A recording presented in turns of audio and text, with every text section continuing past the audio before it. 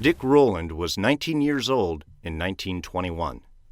While he might have done nothing wrong, the rumor that he had sexually assaulted Sarah Page was rapidly spreading throughout Tulsa. With each step, Rowland feared that the police would already be on his tail. He ran to the one place he knew he would be safe, his mother's house.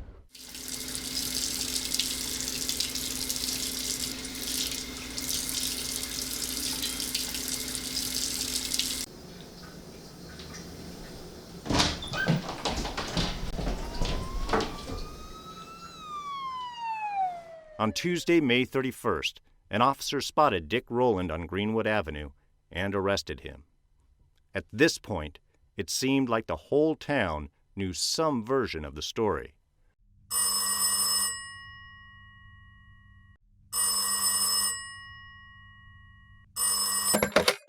Now you listen to me. I gotta let you know that a whole bunch of us are gonna come lynch Mr. Rowland if you don't do it for us. Whites began gathering outside the courthouse, and by sunset, there were several thousand men outside. The narrative is typically there's some kind of slight or assault or provocation that happens between a black person and a white person, and it explodes into something else. It takes on a larger dramatic expression.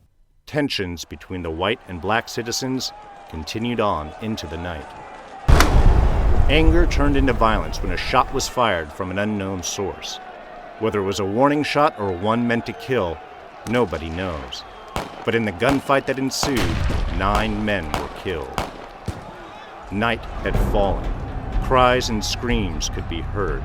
Crowds of men were running down the street terrorizing the blacks, shooting into crowds on their way towards the Greenwood district.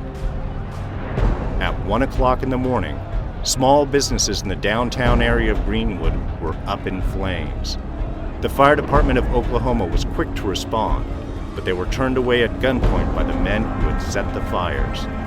At 4 a.m., 24 black-owned businesses had been burned down. It's kind of like prison. That day-to-day, people could just kind of, and then one thing could just set it off, and you have the race riots of Tulsa. At 9:30 a.m., Oklahoma's National Guard entered the town with 109 troops from Oklahoma City. The National Guard, under fire from both blacks and whites, mounted a machine gun to a truck and put it on patrol. They returned fire and detained blacks, turning them over to the deputies. The riots came to an end when the National Guard interfered at around noon that day. After the smoke had cleared, the damage that Tulsa had faced was extreme and tragic. Cornel West pointed out that riots oftentimes are it's the demonstration of social rage.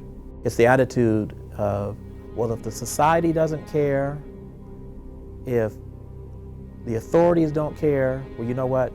I don't care. 314 houses had been plundered.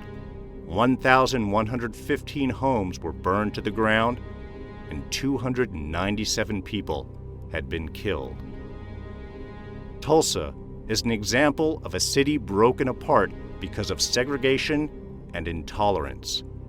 To this day, it's unclear whether the riot was over such a simple incident as the one in the elevator, or whether their violence was rooted in a deep disrespect to the wealthy community of black citizens that lived in Tulsa at the time. Regardless, 1921 Tulsa is a time to be remembered.